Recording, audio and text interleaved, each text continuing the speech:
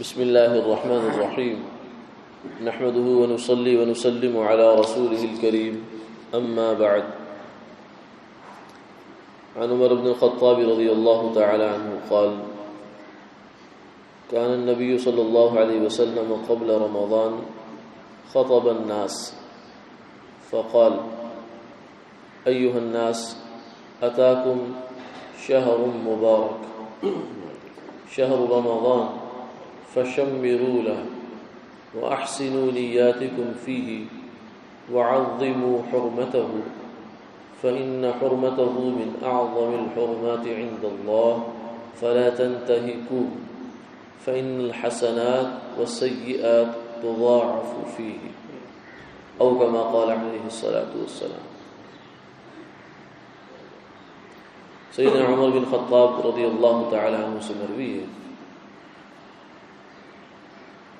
کہ رسول اللہ صلی اللہ علیہ وسلم رمضان المبارک سے پہلے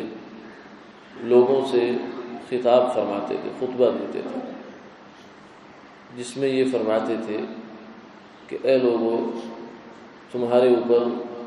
رمضان کا مہینہ برکتوں والا مہینہ آ رہا ہے، تم اس کی تیاری کر لو اور اپنی نیتوں کو اچھا کر لو اور اس کی احترام، اس کی عظمت کا بہت زیادہ خیال رکھو، کیونکہ اس کا تقدس اور اس کی عظمت اللہ کے نزدیک بڑی بڑی تقدس والی چیزوں میں سے ہے۔ اس کو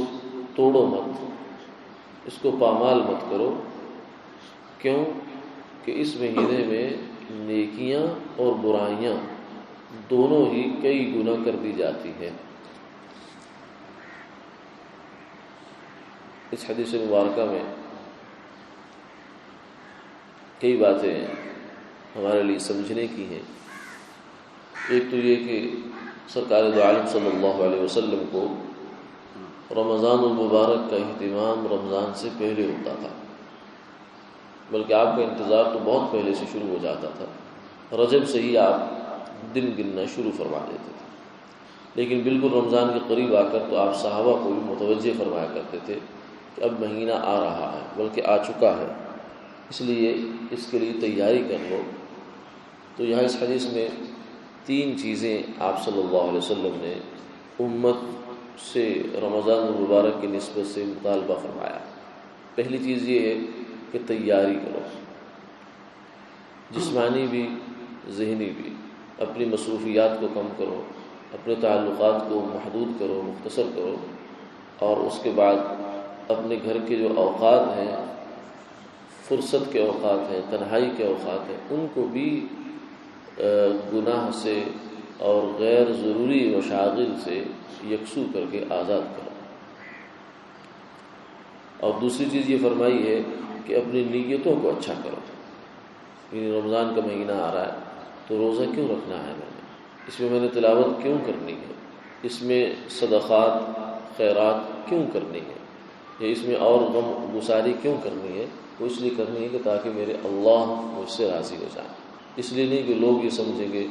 یا میرے مقام یہ بن جائے گا، نہیں، بلکہ اللہ کی رضا کے پیش نظر یہ سارے کام کرنے ہیں۔ اور تیسری چیز یہ فرمائی کہ اس کا احترام، رمضان المبارک کے احترام کو فروغ دو، کیوں؟ اس لیے کہ اللہ کی کچھ چیزیں ایسی ہیں جن کو شعائر کہا جاتا ہے، ان کی عظمت اور ان کا احترام اور ان کی عزت اللہ کو بہت زیادہ مطلوب ہے۔ اگر اس عزت میں فرق آئے تو اللہ کا غصہ جوش میں آتا ہے۔ فرمایا کہ رمضان کی حرمت پامال نہ کرو۔ مثلا پامالی کی ایک صورت یہ ہے کہ کوئی انسان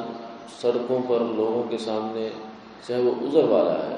لوگوں کے سامنے کھائے پیے جا رہا ہے، تو رمضان المبارک میں جو ایک ماحول ہونا چاہیے اسلامی معاشرے میں، اس امت کے اندر، وہ ماحول پامال کر رہا ہے، اس کی عظمت اور حرمت کو پامال کر رہا ہے۔ فرمایا کہ اس سے بہت زیادہ بچو، رمضان کی عظمت کو پامال نہ کرو، کیوں؟ اس لیے کہ رمضان کے مہینے میں جیسے نیکیاں کئی گنا بڑھ جاتی ہیں، 70 گنا، 70 کا عدد تو اس لیے ہے کہ کثرت کے لیے بہت زیادہ، یعنی شمار میں نہیں آ سکتا، اتنی زیادہ نیکی کا وزن بڑھ جاتا ہے، ایک نفل فرض کے برابر اور فرض 70 فرائض کے برابر۔ تو اسی طریقے سے فرمایا کہ گناہوں کا وزن بھی بڑھ جاتا ہے۔ عام دنوں میں ایک گناہ، لیکن رمضان المبارک میں وہ گناہ وہ صرف عام دنوں کا سادہ گناہ نہیں ہے، بلکہ ایسا نہ ہو کہ انسان کے لیے بہت زیادہ خسارے کا باعث بن جائے۔ اللہ تعالی ہماری حفاظت فرمائے اور رمضان المبارک کی قدر دانی کرنے کی توفیق عطا فرمائے، آمین۔